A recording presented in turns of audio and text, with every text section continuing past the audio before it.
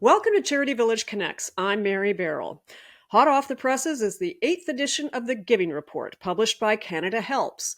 In the 2025 edition, CanadaHelps looks at the time period of 2018 to 2024 to understand how giving has evolved during a period shaped by crisis and transformation. The COVID-19 pandemic and a series of major national and global disruptions have influenced how Canadians give and which causes receive support.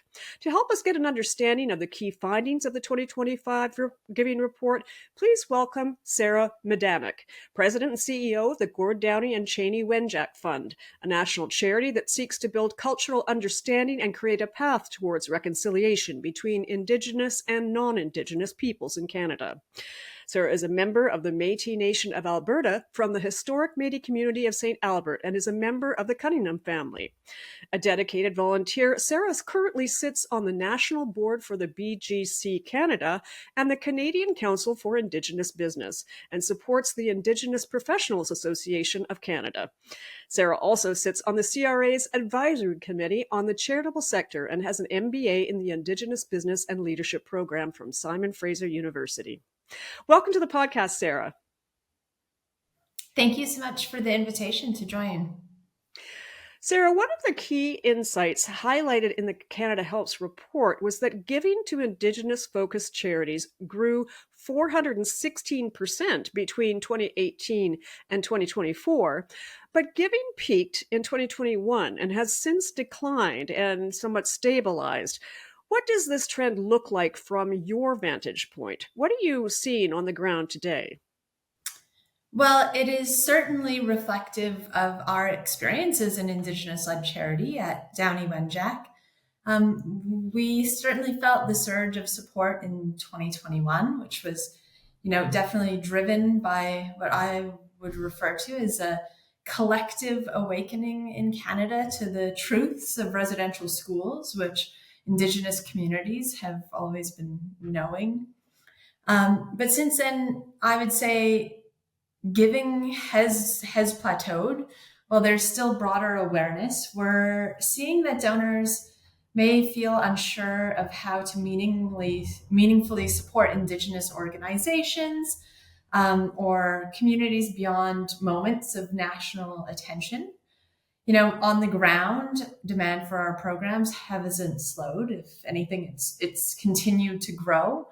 But funding has become less predictable, especially from individual donors. And that's challenging for long-term planning. And of course, we understand there are a ton of other external factors at play here too. At times of economic uncertainty, whether that's caused by war or the impact of tariffs or, the impending threat of a recession or changes in government, discretionary spending is always the first thing impacted, and that directly impacts charitable giving. And that's a really tough place for the charitable sector to be put in overall. No question. We are definitely exploring that in a lot of our conversations with nonprofits and charities in Canada. Now, despite the growth in giving that was noted in the Giving Report, Indigenous-focused charities still receive less than 1% of total donations on CanadaHelps. What do you think it will take to change this? I think it comes down to education and trust, continuing to educate the general public so they understand why giving to Indigenous charities is important. The whole country cannot thrive until everyone is thriving. And by educating about Indigenous causes and the important work being done by Indigenous-led organizations and communities, we can continue to ensure that people understand that communities know best what they need. And it makes most sense for us to be delivering on that work in the ways that we know how.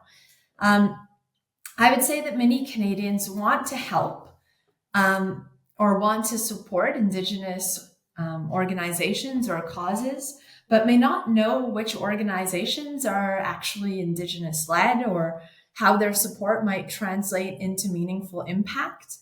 And it takes more relationship building between funders and communities, transparency about where dollars go and what the impact is. And I would say ongoing education around truth and reconciliation. I do still think there's misconceptions about funding that Indigenous organizations or charities receive. I would say, like I know in Downie Wenjack's case, we don't receive ongoing federal, provincial, or municipal government funding. We fundraise every single year, but there's a misconception that that's something that we might receive on an ongoing basis. And so if that's something that we experience, I'm sure that other organizations and initiatives do as well. And you kind of make the joke of that information's available on our website and is simple Google searches, but it's that education piece again, as a donor and taking the responsibility to do your homework and to learn about the organizations and causes that are meaningful to you and that you wish to support.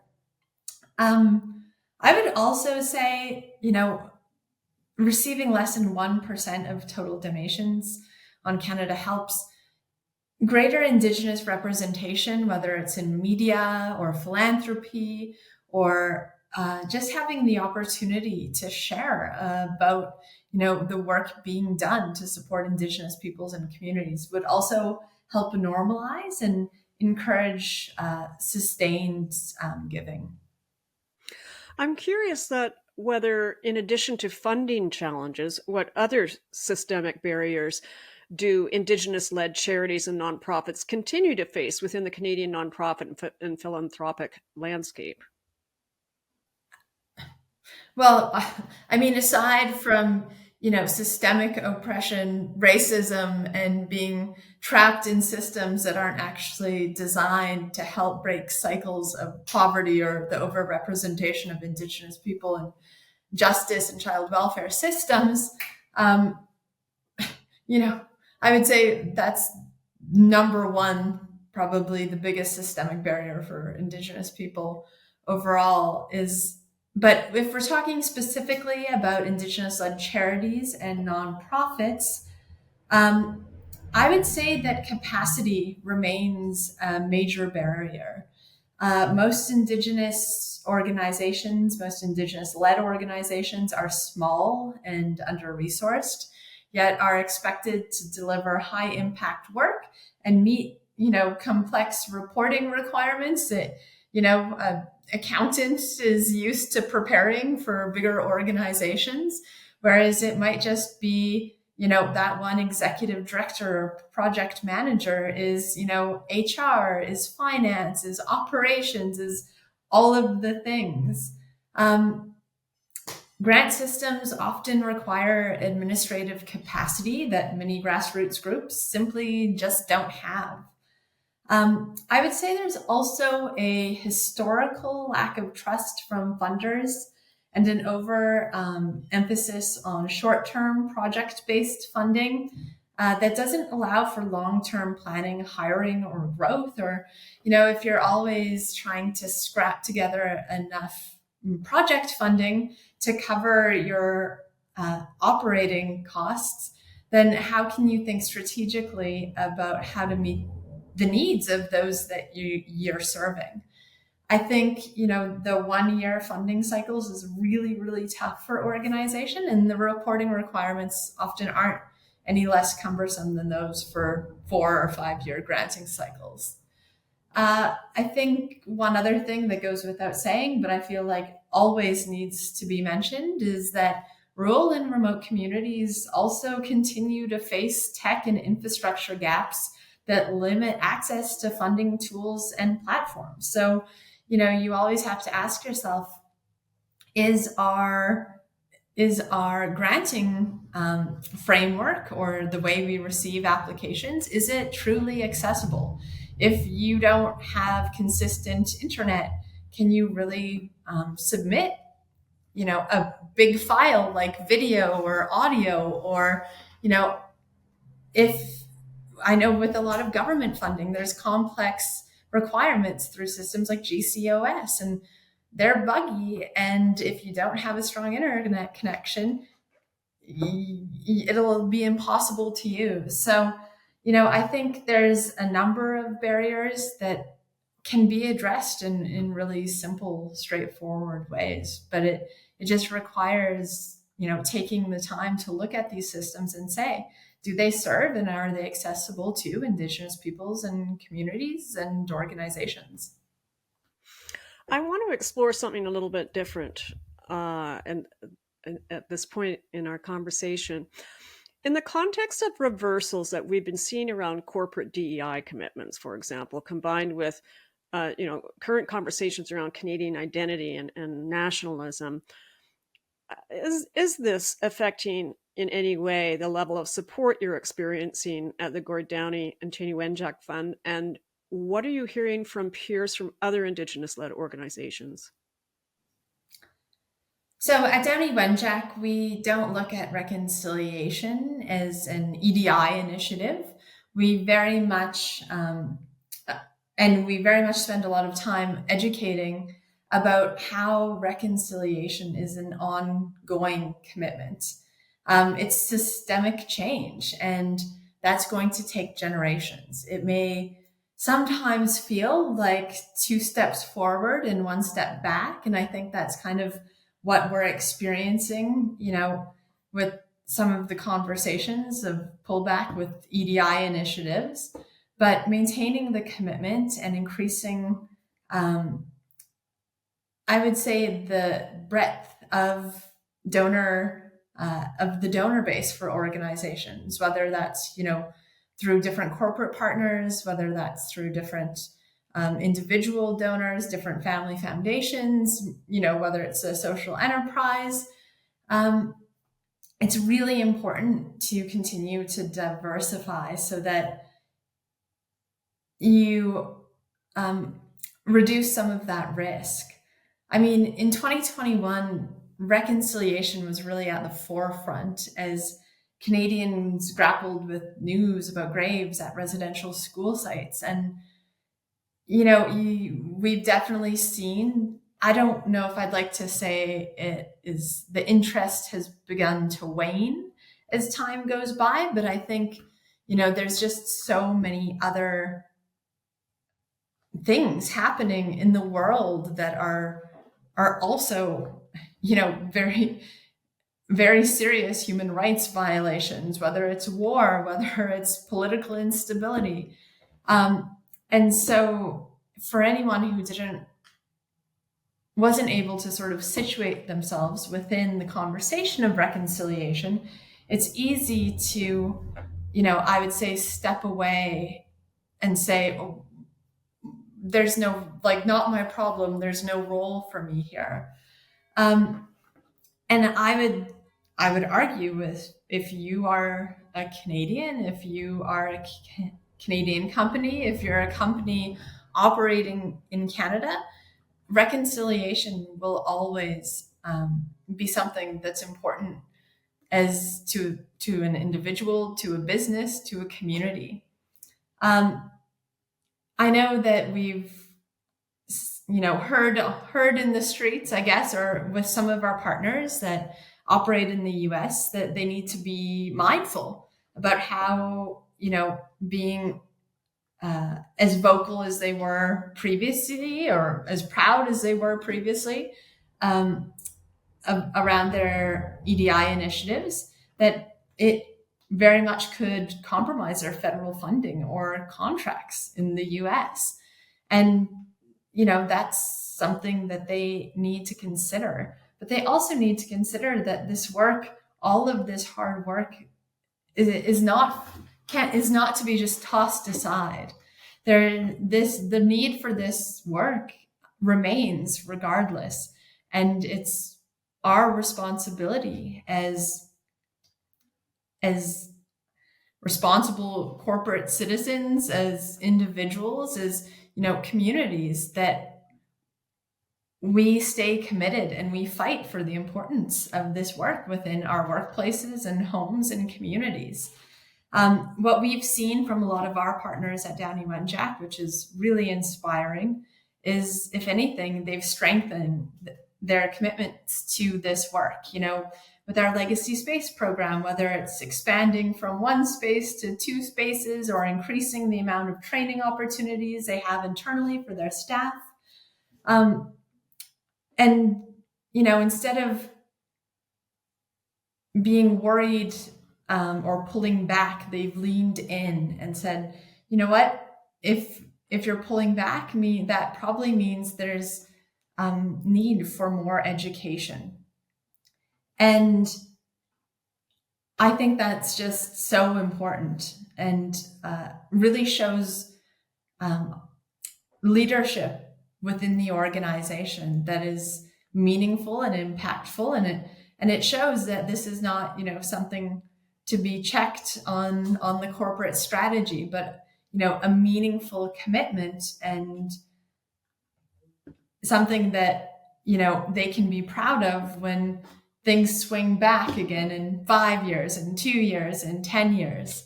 I would say sometimes a fear of saying the wrong thing or engaging in a way that there might not feel confident about, leads to inaction and people doing nothing at all, whether it's, strategy with a corporate partner or whether it's, personally. And so I think in that instance, there's a real fear that needs to be addressed so that performative allyship doesn't replace meaningful, consistent engagement.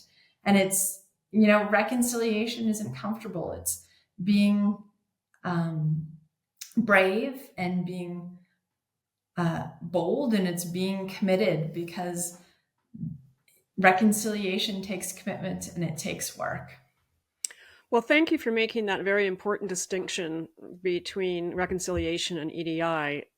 Certainly, I know that these things kind of get wrapped up together sometimes in the public discourse, and it is very important to understand them differently, as they are obviously very important in and of themselves in terms of movements. I'm curious, you've talked a little bit about corporate partners. I'm curious whether you've seen any noticeable shifts in how private foundations or corporate partners are approaching their support for Indigenous-led work in recent years. While there may be more Indigenous-specific grants available, whether it's through the Indigenous Peoples Resilience Fund or something like that, I would say funding for operations and operational needs is still elusive. And I would say that it's not just within Indigenous charities and organizations, but within the charitable sector overall, the core funding is ever elusive. And grants typically are not large enough to cover a staff salary. So I would say one really positive thing is that more funders are asking how they can better support Indigenous communities. And we've seen growing interest in multi-year funding. Family foundations really being interested in supporting a strategy or a goal or a plan versus a year, and really working one-on-one with organizations to build a true partnership. I would say there is still a tendency for impact and evaluation metrics, especially within some of the more traditional corporate partners, to meet the objectives of the funder or the business strategy or the EDI strategy, rather than the project or who it's meant to serve. I would say foundations have made a ton of progress in that area, and they're starting to value lived experience and community-rooted leadership, and are really supporting communities identifying those impact markers. And and allowing space for more Indigenous impact and evaluation methodologies to be implemented within those agreements. I would still say there's probably a long way to go in shifting decision-making power in how, Indigenous organizations are selected. This is something we know a lot about at Downie Wenjack because we created Oshki Wapuan, the blanket fund, and it launched in September of 2022. And we spent almost an entire year meeting with Indigenous leaders and community members and organizations to set up a system that prioritized the needs of the grantees and to create a participatory granting model. And so we've done a number of things for our granting process. So we ensure that our application process is as simple as possible, that we can provide multi-year funding for grassroots organizations, and they can use those funds however they deem necessary to take that next step in their growth, whether it's hiring a new team member, launching a new program, opening a new location, etc. And we also, have the supports in place to be able to help them with that too, whether it's, internet's down, you can pick up the phone. And so it was a really good learning process for us. And I think that's something that we're more than happy to share with all of our partners about, because we've seen the success in the model. We just, of course, wish we had more money to grant out. Well, on that note, I wonder what meaningful partnership with Indigenous organizations looks like. Are there particular practices or approaches that stand out as being especially supportive or helpful, other than you've mentioned long-term funding, and that's obviously would be enormously helpful in terms of planning and execution on those bigger goals. You might want to dive in a little bit more and on that and explain for our listeners how that could help. But are there other things that you would recommend? A good partnership really centers relationship, not transactions. And especially with Indigenous communities and partners, it's reciprocal, and reciprocal relationships are built on trust, and they take time and good intentions. It means listening before prescribing, trusting Indigenous ways of knowing, and understanding that community timelines and goals may not always align with traditional funding cycles. So there needs to be a level of flexibility, I think, to actually center the needs of Indigenous peoples and communities when you're looking at partnership. For us at Downie Wenjack, the best partners are those who show up consistently. They ask what's needed, and they stay engaged for the long haul. I mean, reconciliation is not, a checkbox on a list. It's not, it's not take these steps and we're going to reach a destination. It's the process, and it requires ongoing commitment and engagement. So, as we wrap up our discussion today, I'd like to know, what is the one key message you'd want to leave with funders, corporate partners, and Canadians about how they can better support Indigenous-led work in this moment? Supporting Indigenous-led work, Indigenous organizations isn't a trend.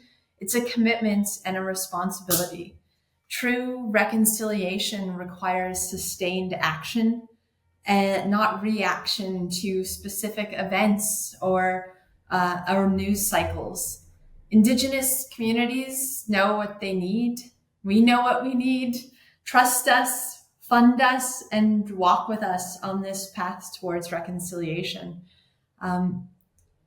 We're all on this journey together, whether we like it or not. And reconciliation is such an important opportunity for us to create the next chapter in a history we can all be proud of.